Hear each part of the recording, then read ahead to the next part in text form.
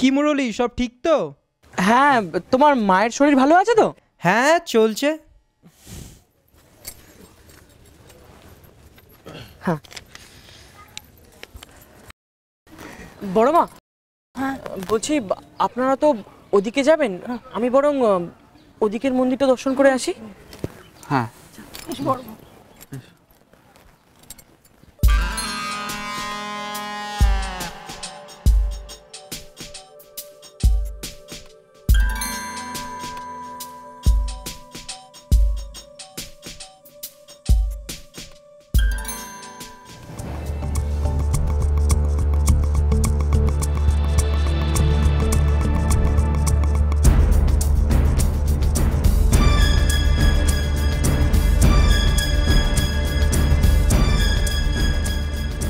হ্যাঁ ঠাকুরমশাই, ওই সামনের সপ্তাহে তো বাবা গুরু শিবের পুজো আছে, তো আমি চাইছিলাম বড় বৌমাকে দিয়ে আলাদা করে পুজো দেওয়াতে।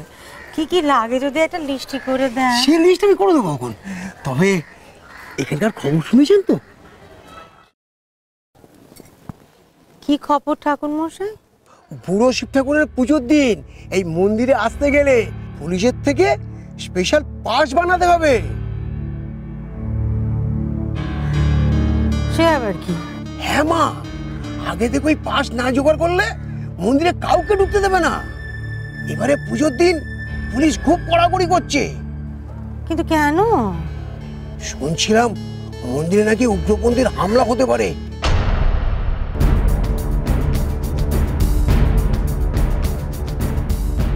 মন্দিরে তারা কি করবে? এখানে তো নিয়ম কানুন করা কেন বাবু? মা, উগ্রপন্থীরা সবসময় এমন জায়গাতেই অ্যাটাক করে যেখানে অনেক লোকের ভিড় হয়। পুলিশের কাছে হয়তো খবর আছে এবার পুজোর দিন এই মন্দিরটা টার্গেট হতে পারে। তো কি করব, আসবো না ওদিন এখানে? কেন আসবো না মা? আমরা ভয় পাই স্বাভাবিক জীবন থেমে যাক, এটাই ওরা চায়। সাবধানে থেকে পুলিশকে সাহায্য করে নিজেদের যা করার করতে হবে।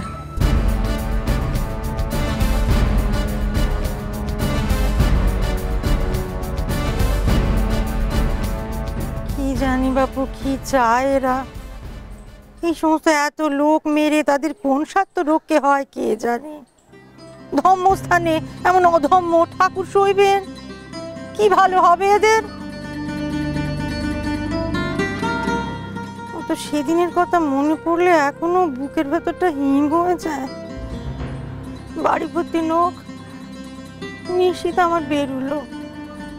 বেশ খানিক্ষণ পরে আমার শ্যামল এসে খবর দিল শহরে নাকি বোম ফেটেছে, অনেক লোক মারা গেছে। ছেলে আমার ফেরে না বাবা রে, কেমন করে কেটেছে সেদিনটা।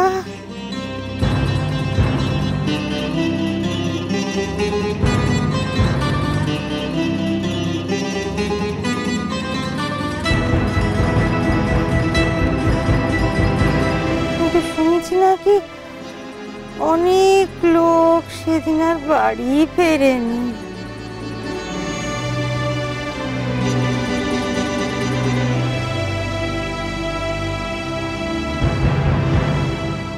মা,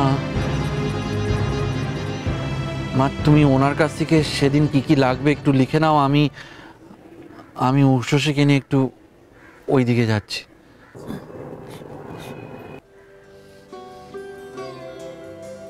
এসো।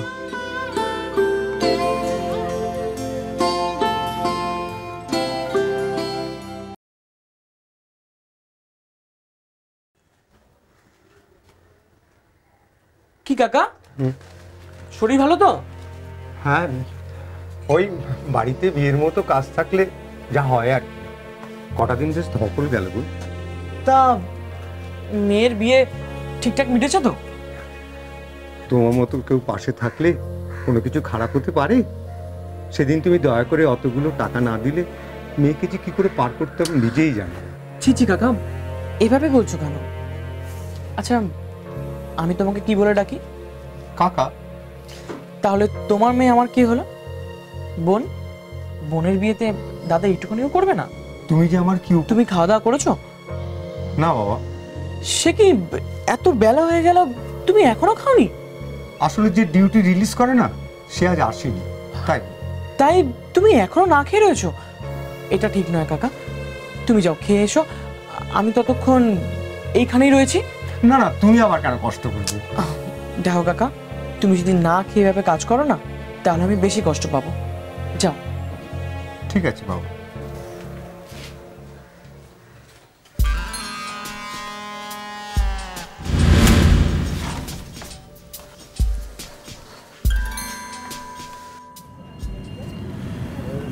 কি হলো?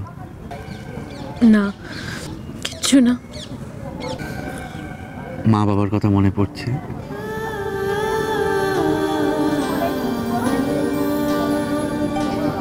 বাবা মা তো সবসময় মনেই আছে, নতুন করে আর কি মনে করব। শুধু মাঝে মাঝে সেই দিনটা চোখের সামনে কেমন ভেসে ওঠে। একটা দিন না, একটা দিন না, শুধু কয়েকটা মুহূর্ত সবকিছু কেমন অন্ধকার করে দিল, কতগুলো লোকের জীবন বদলে দিল। সেদিন হয়তো বাবা মায়ের সঙ্গে এমন কেউ ছিল যে সত্য তার জীবন শুরু করেছিল। ঘরে বউকে রেখে সে কাজে বেরিয়েছিল, আর ফিরল না।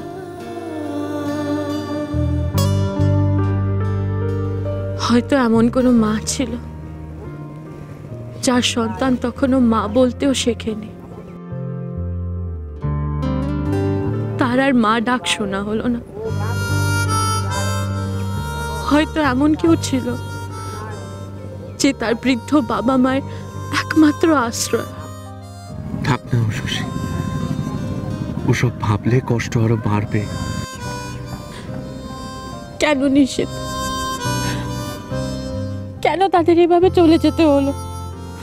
কেন বাবা মাকে চলে যেতে হলো?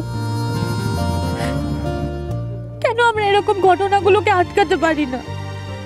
কেন কেন বারবার আমরা হেরে যাই?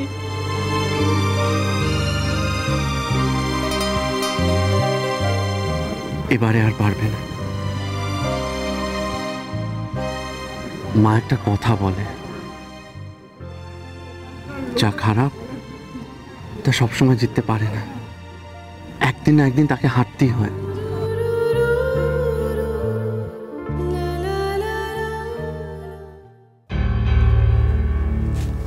বাহ, পুলিশ তো ভালোই ব্যবস্থা নিয়েছে দেখছি। যখন ডিটেক্টর বসিয়েছে তখন নিশ্চয় এটাও সন্দেহ করছে যে মন্দিরটা আমাদের টার্গেটে রয়েছে। ভালো, খুব ভালো। এইবার তো খেলাটা জমবে, কিচ্ছু করতে পারবে না, কিচ্ছু না।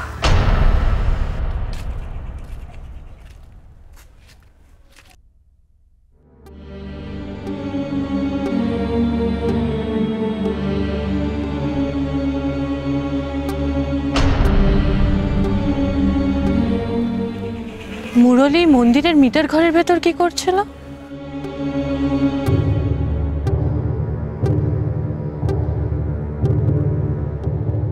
তুমি মিটার ঘরের ভেতর কি করছিলে মুরলী? বড় বৌদি, তুমি তো মন্দির দর্শন করবে বলে এসেছিলে, তাহলে সেখানে না গিয়ে এখানে কি করছো তুমি? বড় বৌদি, আমি তুমি জানো না এটা একটা রেস্ট্রিক্টেড এরিয়া, মিটার ঘরে ঢুকে পড়াটা বেআইনি। সেই অর্থে তুমি আইন ভেঙেছো। একটা হাই সিকিউরিটি জোনে সিকিউরিটি রুলস না মানার জন্য তোমার জেল অবধি হতে পারে।